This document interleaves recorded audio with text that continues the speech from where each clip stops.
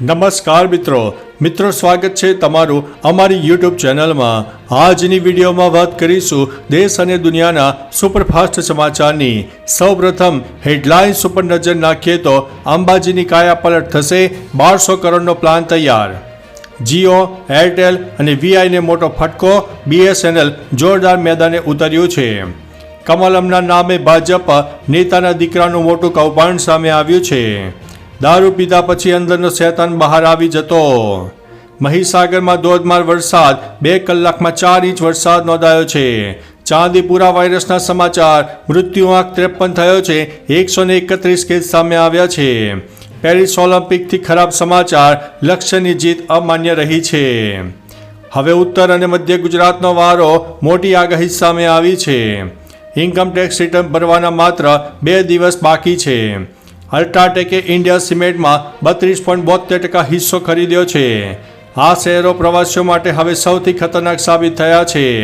આ રાજ્યોમાં મોટાભાગના લોકોને આયુષ્યમાન યોજનાનો લાભ મળ્યો છે। અને અંતે ઇન્ડિયા વર્સિસ શ્રીલંકામાં વરસાદ પછી ભારતનો વિજય, સિરીઝ પોતાને નામે કરી છે। મિત્રો, વિસ્તારથી વાત કરીએ તો શ્રીલંકા સામે રમાઈ રહેલી બીજી T20 ભારત મેચ 7 વિકેટે જીતી ગયું છે। સાથે 2-0ની લીડ પણ મેળવીને સિરીઝ પોતાને નામે કરી છે। વરસાદને કારણે ભારતને DLS પદ્ધતિ અનુસાર 8 ઓવરમાં 78 રન બનાવવાનો ટાર્ગેટ મળ્યો હતો, જેને લઈને ભારતે સરળતાથી રન ચેઝ કરી લીધો હતો। ભારતે 6.3 ઓવરમાં 3 વિકેટ ગુમાવીને 81 રન બનાવ્યા હતા, જેમાં જયસ્વાલે 30, સૂર્યાએ 26 અને હાર્દિકે 22 રનની ઇનિંગ રમી હતી। મિત્રો, અન્ય મહત્વના સમાચારની વાત કરીએ તો આ રાજ્યોમાં મોટાભાગના લોકોને આયુષ્યમાન યોજનાનો લાભ મળ્યો છે। કેન્દ્ર સરકારે નાણાકીય વર્ષ 2023-24માં આયુષ્યમાન યોજના મેળવનાર રાજ્યોની યાદી જાહેર કરી છે। આ મુજબ કર્ણાટકમાં સૌથી વધુ 32.13 લાખ લોકોને લાભ મળ્યો છે। રાજસ્થાનમાં 19.78 લાખ, આંધ્રપ્રદેશમાં 18.42 લાખ, યુપીમાં 17 લાખ, છત્તીસગઢમાં 15.84 લાખ, ગુજરાતમાં 12.80 લાખ, મધ્યપ્રદેશમાં 12.70 લાખ અને કેરળમાં 10.78 લાખ લોકોને તેનો લાભ મળ્યો છે। મિત્રો, અન્ય મહત્વના સમાચારની વાત કરીએ તો આ શહેરો પ્રવાસીઓ માટે ખતરનાક છે।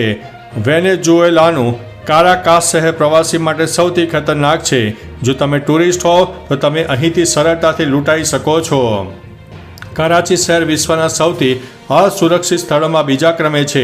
ત્રીજું નામ ટોરન્ટો, કેનેડા છે। આ પછી ઓસ્ટ્રેલિયામાં સિડની આવે છે, પછી સ્વિટ્ઝરલેન્ડમાં જ્યુરિચ આવે છે। આ પછી ડેનમાર્કનું કોપનહેગન, દક્ષિણ કોરિયાનું સિયોલ, જાપાનનું ઓસાકા અને ઓસ્ટ્રેલિયાનું મેલબોર્ન અને નેધરલેન્ડનું એમ્સ્ટર્ડમ સામેલ થયું છે। મિત્રો, અન્ય મહત્વના સમાચારની વાત કરીએ તો અલ્ટ્રાટેકે ઇન્ડિયા સિમેન્ટમાં 32.72%નો હિસ્સો ખરીદ્યો છે। આદિત્ય બિરલા ગ્રુપની માલિકીની સિમેન્ટ કંપની અલ્ટ્રાટેકના બોર્ડે ઇન્ડિયા સિમેન્ટ લિમિટેડના 32.72% હિસ્સો ખરીદવાની મંજૂરી આપી છે। આ ડીલમાં અલ્ટ્રાટેકને શેર દીઠ ₹390ના દરે કુલ 3,954 કરોડ ચૂકવવા પડશે। આમાં કંપનીને ઇન્ડિયા સિમેન્ટના પ્રમોટર્સ અને એસોસિએટ્સના 10 કરોડથી વધુ શેર મળશે। મિત્રો, અન્ય મહત્વના સમાચારની વાત કરીએ તો ઇન્કમટેક્સ રિટર્ન ભરવાના માત્ર 3 દિવસ બાકી છે, જે 3 દિવસ હવે પૂર્ણ થવાના આરે છે। નાણાકીય વર્ષ 2023 માટે ઇન્કમટેક્સ રિટર્ન ફાઇલ કરવા માટે હવે ફક્ત 3 દિવસ બાકી છે। 31મી જુલાઈ સુધીમાં રિટર્ન ફાઇલ કરવાનું રહેશે। 31 જુલાઈ પછી ₹5,000નો દંડ ભરવો પડી શકે છે। નિષ્ણાતોનો અંદાજ છે કે આ વખતે સરકાર ITR ફાઇલ કરવાની સમય મર્યાદા લંબાવવાનું નથી વિચારી રહી। આવી સ્થિતિમાં જો તમે દંડ ભર્યા વિના ITR ફાઇલ કરવા માંગો છો, 31મી જુલાઈ પહેલાં ITR ફાઇલ કરી દો। મિત્રો, અન્ય મહત્વના સમાચારની વાત કરીએ તો હવે ઉત્તર અને મધ્ય ગુજરાતનો વારો છે। મોટી આગાહી સામે આવી છે। સૌરાષ્ટ્ર અને દક્ષિણ ગુજરાતને ગમરોડ્યા બાદ હવે મેઘરાજા ઉત્તર અને મધ્ય ગુજરાતમાં ધબધબાટી બોલાવશે તેવી આગાહી હવામાન નિષ્ણાત અંબાલાલ પટેલે કરી છે। તેમના જણાવ્યા અનુસાર 30 જુલાઈના રોજ ઉત્તર અને મધ્ય ગુજરાતમાં ભારેથી અતિભારે વરસાદની શક્યતા છે। આ સિવાય 3 થી 10 ઓગસ્ટ દરમિયાન ફરી એક વખત ગુજરાતમાં વિવિધ ભાગોમાં વરસાદી માહોલ જામશે। બંગાળની ખાડીમાં લો પ્રેશર સિસ્ટમ સર્જાવાને કારણે આવનારા દિવસોમાં પણ સારો વરસાદ થઈ શકે છે। મિત્રો અન્ય મહત્વના સમાચારની વાત કરીએ તો પેરિસ ઓલિમ્પિકથી ખરાબ સમાચાર સામે આવ્યા છે. લક્ષ્યની જીત અમાન્ય. પેરિસ ઓલિમ્પિકથી ભારત માટે ખૂબ જ ખરાબ સમાચાર સામે આવ્યા છે. રવિવારે આયોજિત બેડમિન્ટન મેન્સ સિંગલ્સમાં ભારતના લક્ષ્ય સેને પ્રથમ રાઉન્ડમાં જીત મેળવી હતી. હવે તે મેચ રદ કરવામાં આવી છે. લક્ષ્ય જેની સામે જીત્યો હતો તે ખેલાડી ઈજાના કારણે ઓલિમ્પિકમાંથી બહાર થઈ ગયો છે. આવી સ્થિતિમાં હવે લક્ષ્યે ફરી પ્રથમ રાઉન્ડ રમવો પડશે. હવે લક્ષ્યને બેલ્જિયમના જુલિયમ કારાગી સામે રમવાનું રહેશે. મિત્રો અન્ય મહત્વના સમાચારની વાત કરીએ તો ચાંદીપુરા વાયરસ મૃત્યુ આંક 53 થયો છે. 131 કેસ સામે આવ્યા છે. ચાંદીપુરા વાયરસે ચિંતા વધારી દીધી છે. હાલમાં ચાંદીપુરા વાયરસનો મૃત્યુ આંક 53 પહોંચી ગયો છે. તો સામે કુલ કેસોની સંખ્યા 131 થઈ ગઈ છે. ચિંતાની વાત તો એ છે કે આ વાયરસ ગ્રામીણ વિસ્તારોમાંથી નીકળીને શહેરોમાં ફેલાઈ રહ્યો છે. એક તરફ દક્ષિણ ગુજરાતમાં ભારે વરસાદ અને પાણી ભરાવાને કારણે રોગચાળો ફેલાય તેવું વાતાવરણ સર્જાયું છે. બીજી તરફ ચાંદીપુરા વાયરસ ઝડપથી ફેલાઈ રહ્યો છે. મિત્રો અન્ય મહત્વના સમાચારની વાત કરીએ તો મહીસાગરમાં ગઈકાલે ધોધમાર વરસાદ પડ્યો હતો. 2 જ કલાકમાં 4 ઇંચ વરસાદ ખાબકી ગયો છે. હવામાન વિભાગની આગાહી પ્રમાણે જ મેઘરાજાએ ઉત્તર ગુજરાતમાં પણ બેટિંગ શરૂ કરી હતી. વહેલી સવારથી જ મહીસાગરમાં પણ ધોધમાર વરસાદ પડ્યો હતો. લુણાવાડામાં વહેલી સવારે 2 કલાકમાં 4 ઇંચ વરસાદ ખાબકી ગયો હતો, જેના કારણે રસ્તાઓ પાણીમાં ગરકાવ થઈ ગયા છે તો દુકાનોમાં પણ પાણી ઘૂસી ગયા છે.